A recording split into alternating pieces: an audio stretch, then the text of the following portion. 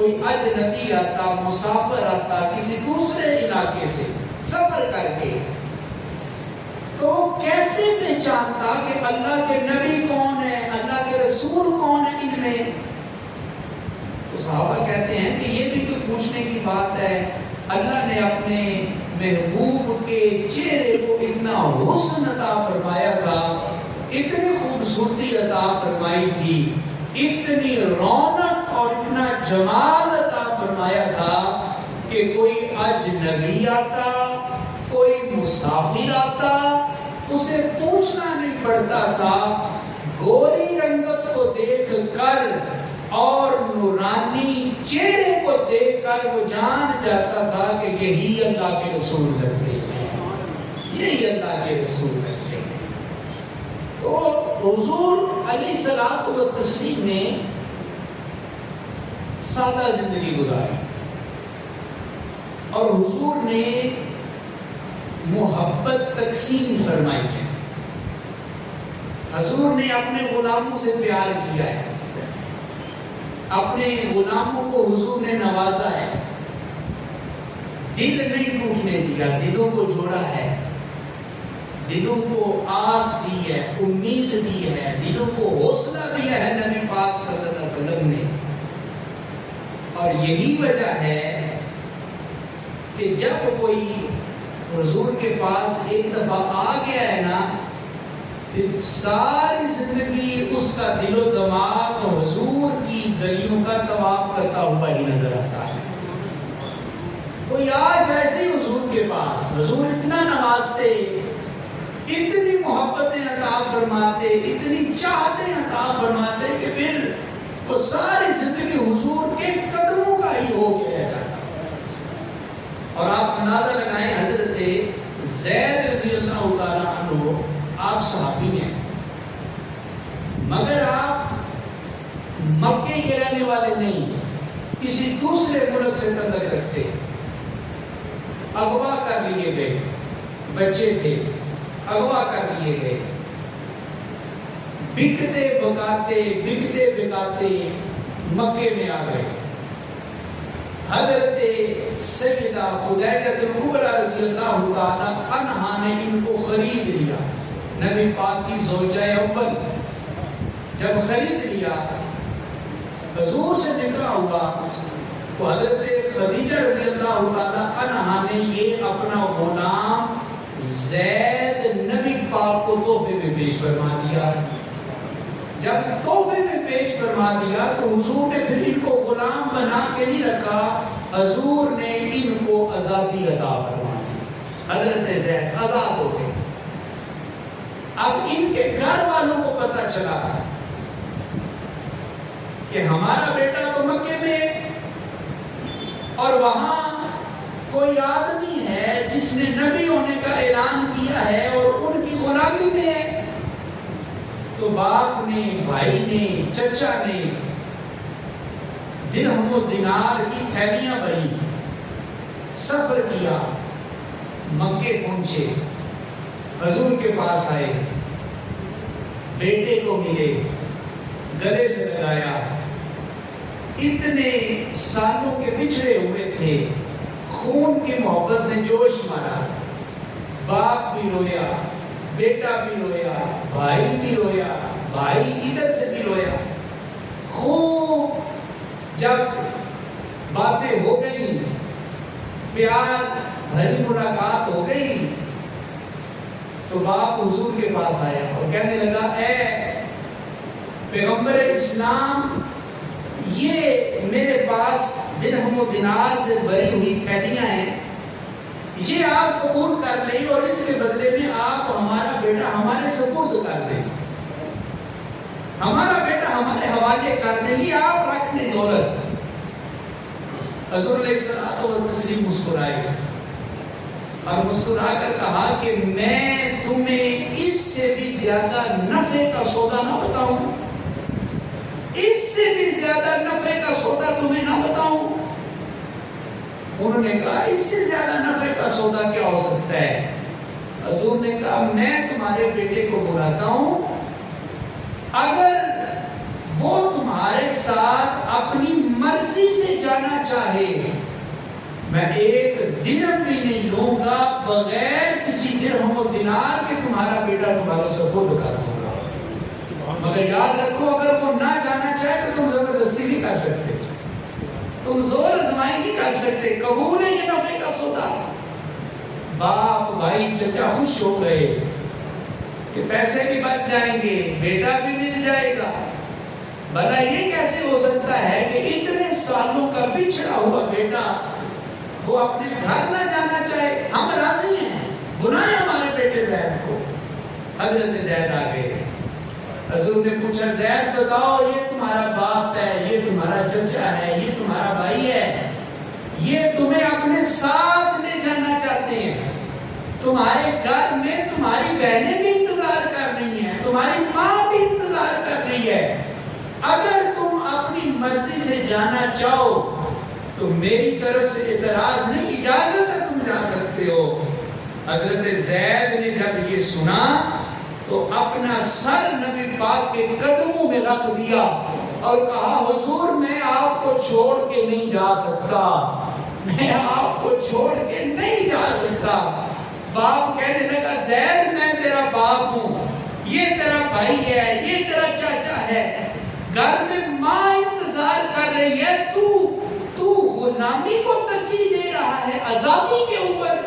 حضرت زید روئے، کہاں باپ کا پیار اپنی جگہ، ماں کا پیار اپنی جگہ، بہن بھائیوں کا پیار اپنی جگہ، مگر یاد رکھو مجھے سارا خاندان بھی اتنا پیار نہیں دے سکتا جتنا پیار مجھے اللہ کے حبیب نے عطا فرما دیا ہے۔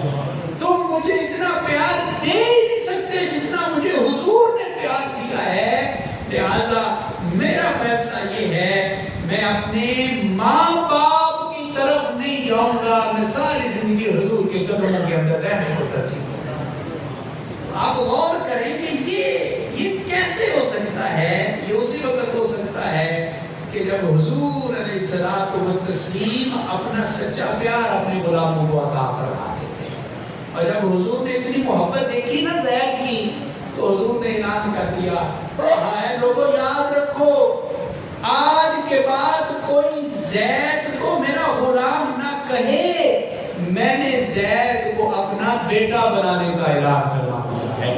آج کے بعد زید میرا بیٹا لگتا ہے، میں نے اس کو منہ بولا بیٹا قرار دے دیا ہے۔ اور قرآن پاک میں کسی صحابی کا نام نہیں آیا، نہ حضرت ابو بکر کا، نہ عمر کا، نہ عثمان کا، نہ حضرت مولا علی شیر خدا کا، کسی صحابی کا نام قرآن میں نہیں آیا۔ اللہ نے ایک ہی صحابی کا نام قرآن میں بیان کیا ہے اور وہ یہی حضور کے منہ بولے بیٹے حضرت زید کا نام رب نے قرآن میں بیان کیا۔ سبحان اللہ۔ تو حضور علیہ الصلوۃ والتسلیم کی زندگی کا جو ایک نمایاں پہلو ہے، نمایاں پہلو وہ یہ ہے کہ حضور نے انسانیت سے پیار کیا ہے، حضور نے انسانیت سے محبت کی ہے، حضور نے انسانیت کو نوازا ہے، اور حضور نے سادہ زندگی بسر کی، سادہ زندگی۔ ایک سفر میں حضور جا رہے ہیں، 7 صحابہ کرام بھی ہیں، رستے میں ایک جگہ پہ رکے آرام کرنے کی خاطر۔ صحابہ عرض کرتے ہیں حضور بھوک محسوس ہو رہی ہے، اگر اجازت ہے تو کوئی کھانے پکانے کا انتظام کر لیں۔ حضور نے کہا ٹھیک ہے کھانا انتظام کر لو۔ اب صحابہ کہتے ہیں کہ ہم نے ڈیوٹیاں آپس میں تقسیم کر لی۔ ایک نے کہا میں بکری تکمیل دوں گا، دوسرے نے کہا کھال میں اتاروں گا، تیسرے نے کہا بوٹیاں میں کروں گا، چوتھے نے کہا کھانا میں بناؤں گا، پانچویں نے کہا آٹے کا انتظام میں کروں گا۔ ڈیوٹیاں تقسیم کر لی۔ جب سب نے ڈیوٹیاں تقسیم کر لی تو حضور نے فرمایا کہ تم سارے کوئی نہ کوئی کام اپنے ذمہ لے رہے ہو تو یاد رہو آگ جلانے کے لیے لکڑیوں کی ضرورت پڑے گی، لکڑیاں اکٹھی کرنے کی ذمہ داری مجھ محمد میں خود لے رہا ہوں، لکڑیاں میں اکٹھی کروں گا، لکڑیاں میں اکٹھی کروں گا۔ صحابہ عرض کرنے لگے حضور ہم آپ کے نوکر، آپ کے غلام آپ کے خادم حاضر ہیں، آپ تشریف رکھیں۔ کہا نہیں، مجھے اچھا نہیں لگتا کہ تم کام کر رہے ہو اور میں آرام سے بیٹھ جاؤں، مجھے اچھا نہیں لگتا۔ اور پھر صحابہ کہتے ہیں ہم نے دیکھا، ہم وہ بکری ذبح کرنے میں لگے تھے، حضور جنگل سے لکڑیاں اکٹھی کر کر کے لا رہے تھے۔ اب یہ کیا ہے؟ یہ ہے حضور کی سادہ زندگی، یہ ہے حضور کی عاجزی، یہ ہے حضور کی انکساری۔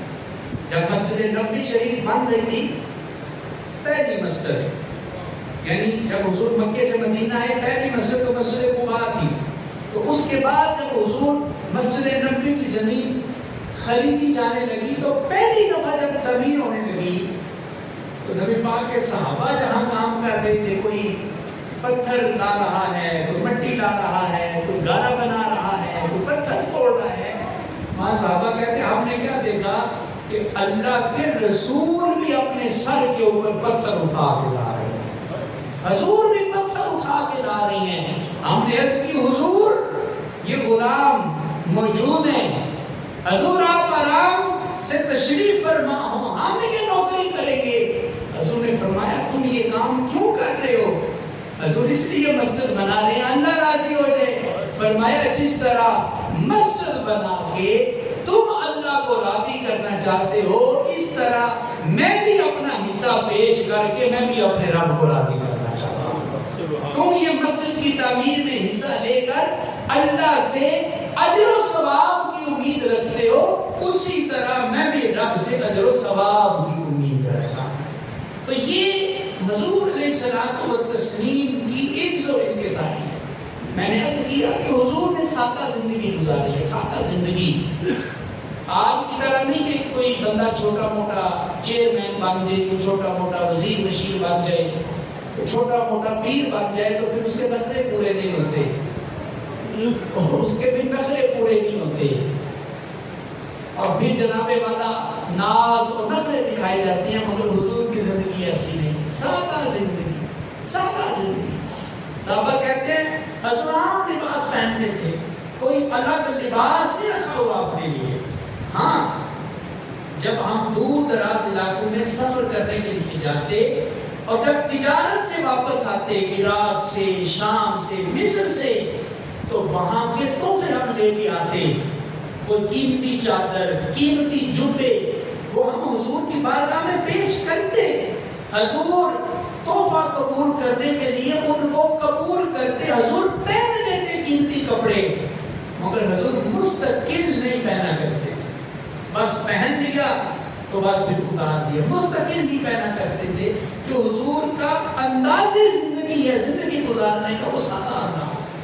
اور یاد رکھیں جتنی ہم سادہ زندگی گزاریں گے نا اتنے ہم سوکھے رہیں گے، اور جتنا اپنے آپ کو مشقت میں ڈالیں گے پھر مصیبتیں پریشانیاں لازمی آئیں گی۔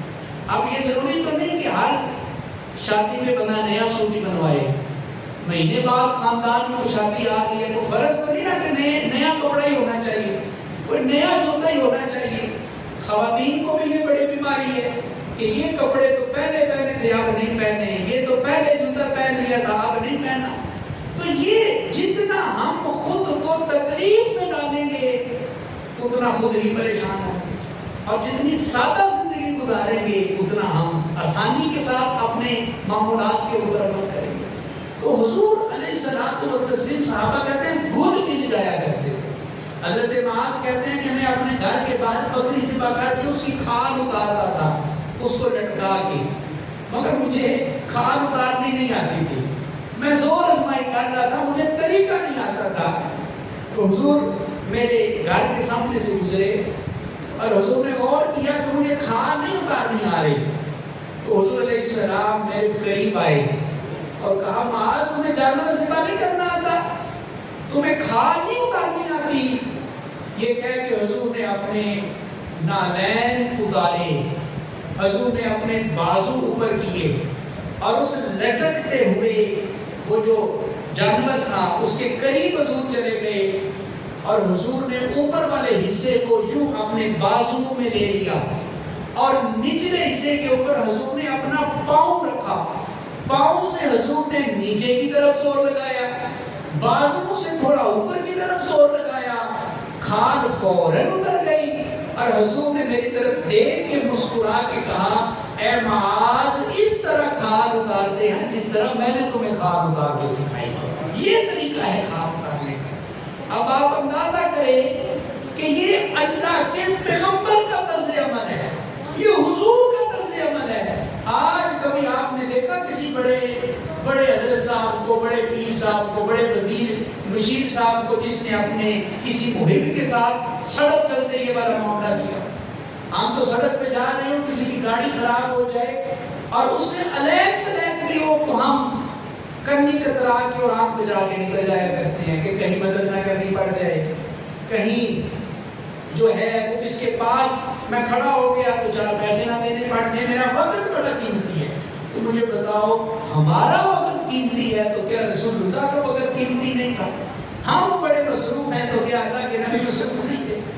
تو یہ حضور علیہ الصلوۃ والتسلیم نے ایسی سادہ زندگی گزاری ہے, سادہ زندگی. حضرت جریج بن عبداللہ صاحب یہ رسول ہیں. آپ کہتے ہیں کہ میں مسجد نبوی میں حاضر ہوا تو حضور خطاب کر رہے تھے, صحابہ کرام موجود ہیں, مسجد بھری ہوئی ہے کیونکہ چھوٹی مسجد تھی دور رسالت مآب صلی اللہ علیہ وسلم میں, تو جگہ نہیں تھی میرے بیٹھنے کی. میں پیچھے کھڑا تھا اور جگہ تلاش کر رہا تھا مگر مجھے جگہ نظر نہیں آئی. اور یہ مسئلہ بھی یاد رکھیں, یہ آداب مجلس بھی ہیں کہ جب آپ کسی محفل میں جائیں, کسی مجلس میں جائیں تو جہاں جگہ ملے وہاں بیٹھ جایا کریں.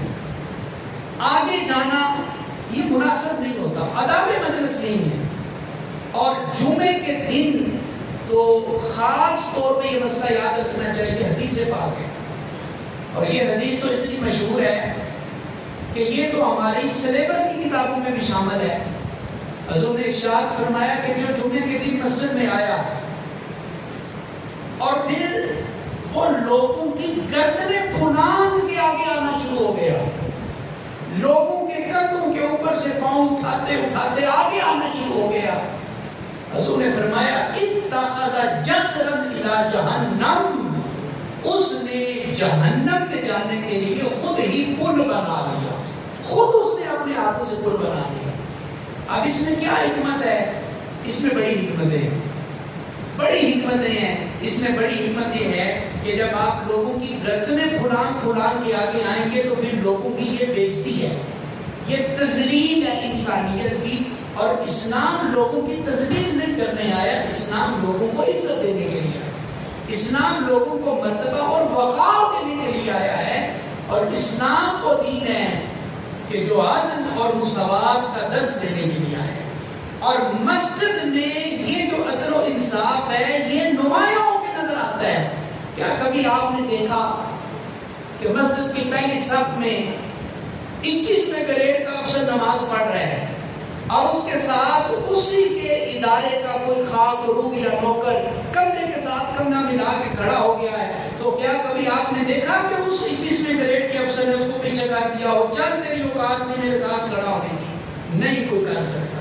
یہ اسلام نے عزت دی ہے, ہر مسلمان کو عزت دی ہے. مسجد کی پہلی صف میں اگر کروڑ پتی آدمی کھڑا ہے نا تو اس کے ساتھ اگر پھیری لگانے والا ایک مزدور بھی کھڑا ہو گیا ہے, اس کی جرأت نہیں ہے اسے پیچھا کرنے کی. تو یہ مسئلہ یاد رکھیں کہ جب بھی کسی مدرس میں جائیں, مسجد میں آئیں, خاص طور پہ جمعے کے دن اگر تو گنجائش موجود ہے کہ 2 نمازی ادھر بیٹھے ہیں, 4 ادھر بیٹھے ہیں, 6 ادھر بیٹھی ہے, درمیان میں جگہ موجود ہے, پھر گنجائش ہے آنے کی. لیکن اگر جگہ موجود نہیں, کندھے کے ساتھ کندھا مل چکا, لوگ ساتھ ساتھ ہو کے بیٹھے ہیں, پھر گردنیں پھلان کے آنے کی اجازت نہیں, پھر کندھوں کے اوپر سے اپنے پاؤں اٹھا کے آگے آنے کی اجازت نہیں.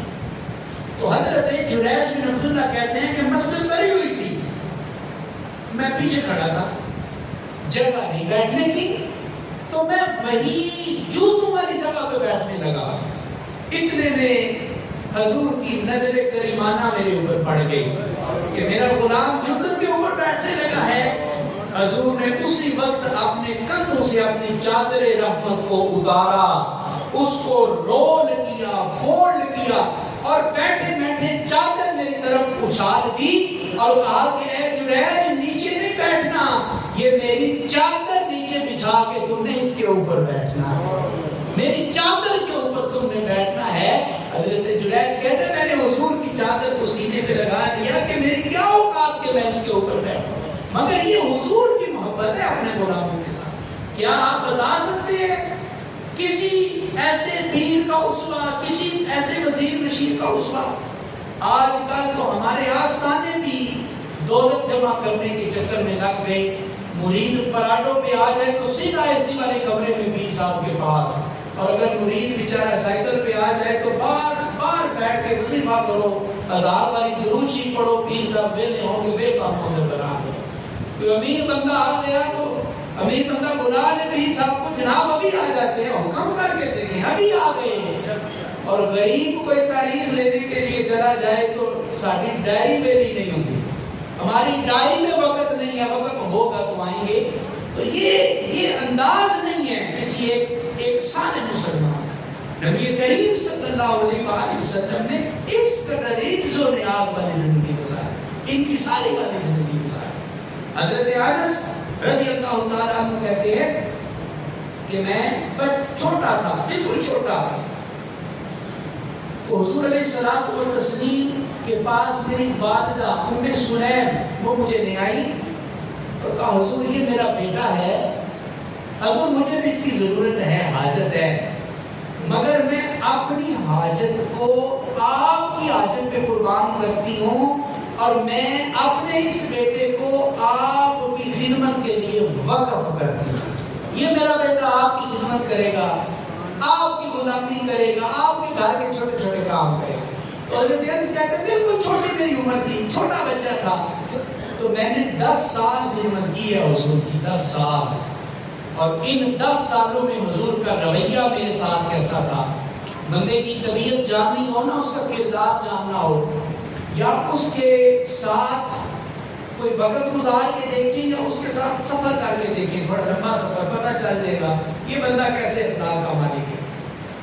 تو 10 سال خدمت کی میں نے حضور کی، لیکن کہتے ہیں کبھی ایک دفعہ بھی ایسا نہیں ہوا کہ نبی پاک نے مجھے ڈانٹا ہو، نبی پاک نے مجھے جھڑکا ہو، کبھی ایسا نہیں ہوا کہ میرا دل دکھا ہو، اور جب کبھی مجھ سے کوئی کام غلط ہو جاتا، کیونکہ بچہ تھا، سیانا تو تھا نہیں، اگر کوئی کام خلاف منشا ہو جاتا تو اللہ کے رسول صلی اللہ علیہ وسلم محبت سے میرا کان پکڑتے اور کہتے یا ذوالنورین، کبھی حضور کہتے اے انس، کبھی حضور کہتے اے انیس محبت سے، اور کہتے ہیں کبھی کبھی تو محبت روج پہ ہوتی اور حضور مجھے بیٹا انس کہہ کے پکار لیا کرتے، اے بیٹے انس، یہ کام اس طرح نہیں کرتے، یہ کام تو اس طرح کیا کرتے ہیں، یہ کام اس طرح کیا کرتے ہیں۔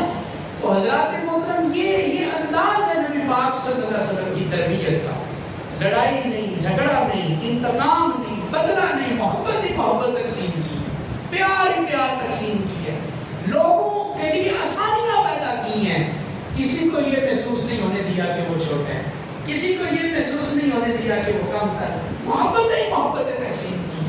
مکہ فتح ہوا، بہت سارے لوگوں نے کلمہ پڑھا، تو ایک بدھو نے بھی کلمہ پڑھا، عرابی نے، یہ خاص اس طرح ہے، مکہ کے دور دراز دیہاتوں میں جو لوگ رہتے تھے، ڈیروں میں، ان کو عرابی کہا جاتا تھا، تو ایک عرابی نے بھی کلمہ پڑھا، تو حضور صحن حرم میں بیٹھے ہیں، لوگوں کو بیعت کر رہی ہیں، یعنی کلمہ پڑھا رہے ہیں، تو یہ عرابی بھی تھوڑا دور بیٹھا تھا اور یہ ڈر رہا تھا، اس کے اوپر روب اور دبدبہ طاری تھا، اور صحابہ کہتے ہیں ہم نے دیکھا کہ ڈر اور خوف کی وجہ سے اس کا جسم کانپ رہا تھا، تو ہم نے اس سے پوچھا کیا ہوا، کیوں ڈر رہے ہو، کیوں کانپ رہے ہو؟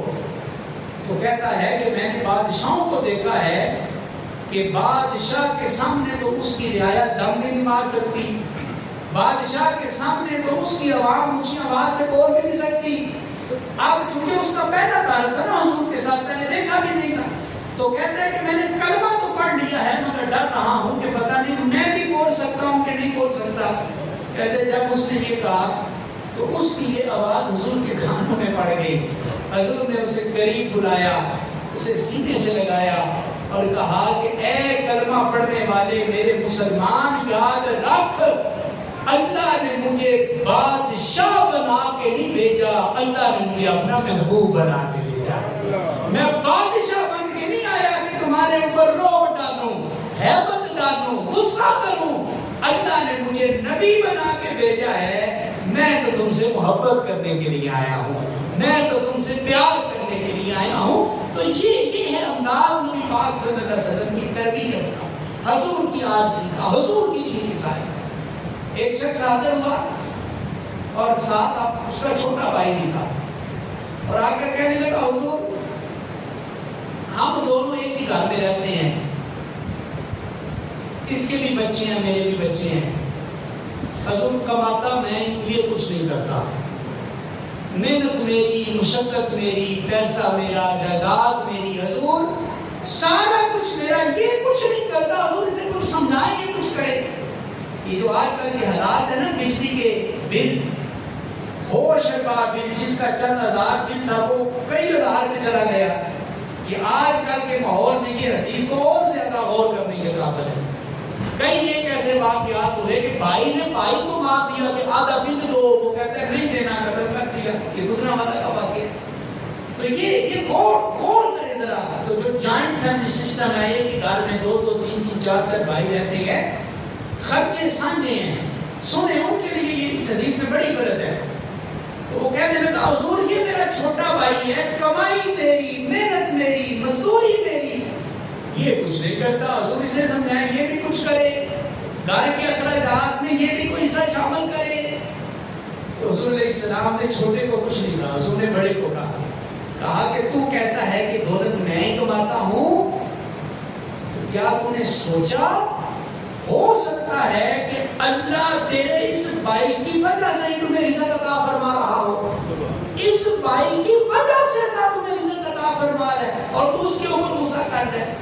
اور اگر آپ میں سے کسی کے گھر میں یہ مسئلہ ہے تو بڑا دل رکھیں، اگر آپ یہ سمجھتے ہیں کہ کمائی میری زیادہ ہے، دوسرا بھائی تھوڑا کماتا ہے، برابر کا حصہ نہیں دیتا، تو کوئی بات نہیں، اللہ کا شکر ادا کریں، اللہ نے آپ کا ہاتھ اوپر والا بنایا ہے، نیچے والا نہیں بنایا، آپ کو اللہ نے دینے والا بنایا، دینے والا نہیں بنایا۔ شکر کریں اللہ کا، سوچیں یہ اللہ کی تقسیم ہے نا، دولت کم زیادہ، ایک بھائی امیر دوسرا، یہ اللہ کی تقسیم ہے، اس میں کسی کی عقل کا صلاحیت کا یہ اللہ کی تقسیم ہے۔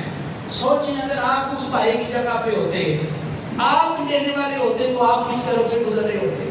تو اس لیے بڑا دل، بڑا جگڑا، بڑا ضرر، یہ جو زندگی ہے اس کو ہنس کھیل کے گزاریں، لڑائی میں نفرتوں میں نہ گزاریں، یہ نبی پاک کی تعلیم ہے، یہی نبی پاک کی سیرت کا اسوہ ہے۔ اللہ ہمیں عمل کی توفیق عطا فرمائے۔ ایک بات بلکہ دو باتیں کرنی ہیں۔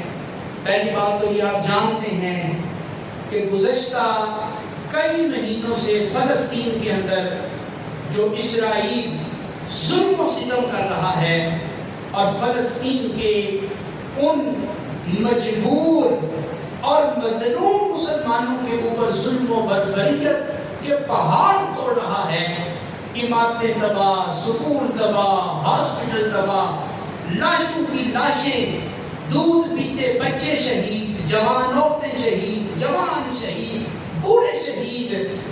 ہم چاہنے کے باوجود بھی ان کے ساتھ جا کے ان کی مدد نہیں کر سکتے، اور حماس جو کہ فلسطین کی ایک تنظیم ہے، فلسطین کی اس حماس نامی تنظیم کے ایک سربراہ محمد اسماعیل، جن کو چند دن پہلے ایران کے اندر شہید کر دیا گیا، یہ وہ فلسطین کا بہادر آدمی ہے کہ جس نے فلسطین میں اپنے کئی خاندان کے قریبی لوگوں کو شہید ہوتے ہوئے دیکھا ہے، مگر اس مرد مجاہد کا حوصلہ پھر بھی ٹھنڈا، پھر بھی جوان، اور پھر بھی اس کا حوصلہ سلامت رہا۔ چند دن پہلے سازش کے تحت حماس کے اس عظیم رہنما کو بھی ایران میں شہید کر دیا گیا۔ ایک تو ہم اس کی مذمت کرتے ہیں، دوسرا ہم حکومت وقت سے کہتے ہیں کہ خالی مذمت سے کام نہیں بنے گا، آپ کے پاس پاور ہے، آپ عالمی طور پہ کردار ادا کریں اور فلسطین کے ان مسلمانوں کا عملی طور پہ ساتھ دیں. یہ احتجاج کرنا، یہ جناب والا مذمت کرنا، یہ تو عوام کا کام ہے. اللہ نے آپ کو ایٹم بم دیا ہے، بابر میزائل، غوری میزائل، شاہین میزائل دیے ہیں. یہ فقط نمود و نمائش کے لیے نہیں ہے. مسلمان ایک جسد واحد کی طرح ہیں. ایک حصے کو تکلیف ہو پورا جسم اس کو محسوس کرتا ہے. تو فلسطین کی بھرپور جاندار مدد کرنے کے لیے ہم حکومت سے گزارش کرتے ہیں کہ وہ اس کے اوپر بھرپور جاندار موقف اختیار کریں. ہاتھ اٹھا کے ذرا تائید کر دیں میرے ساتھ. ہم حکومت سے مطالبہ کرتے ہیں کہ وہ عالمی سطح پہ فلسطین کا جاندار ساتھ دینے کا اعلان کرے. اور دوسرا اعلان وہ یہ کہ سپریم کورٹ میں مزیوں کا ایک کیس چل رہا تھا. میں مختصر کرتا ہوں، اس کے اوپر مفصل گفتگو کریں گے ہم انشاءاللہ. کہ سپریم کورٹ کے چیف جسٹس نے فیصلہ دیا کہ جو مزی ہیں، یہ قادیانی ہیں، یہ 4 دیواری کے اندر یہ تبلیغ کر سکتے ہیں. 4 دیواری کے اندر یہ اپنے دین کی اشاعت و دین کی ترویج کر سکتے ہیں. یہ فیصلہ بھی ہمیں کسی طور پہ قبول نہیں ہے. ہم اس فیصلے کی بھی مذمت کرتے ہیں. وجہ کیا ہے؟ بعض لوگ کہتے ہیں کہ جب ہندوؤں کو اجازت ہے 4 دیواری میں، عیسائیوں کو اجازت ہے، سکھوں کو اجازت ہے، تو مزیوں کو 4 دیواری میں تبلیغ کرنے کی اجازت کیوں نہیں دینی چاہیے؟ حضرات وجہ اس کی یہ ہے کہ ہندو خود کو مسلمان نہیں کہتے. کیا میں نے کہا؟ ہندو خود کو مسلمان ہے، عیسائی خود کو مسلمان ہے، سکھ بھی خود کو مسلمان ہے، جبکہ یہ مذہب خود کو مسلمان کہتے ہیں، یہ خود کو مومن کہتے ہیں. تو اگر یہ خود کو غیر مسلم مانے تو پھر جو مرضی کریں، ہمیں ان میں اعتراض نہیں.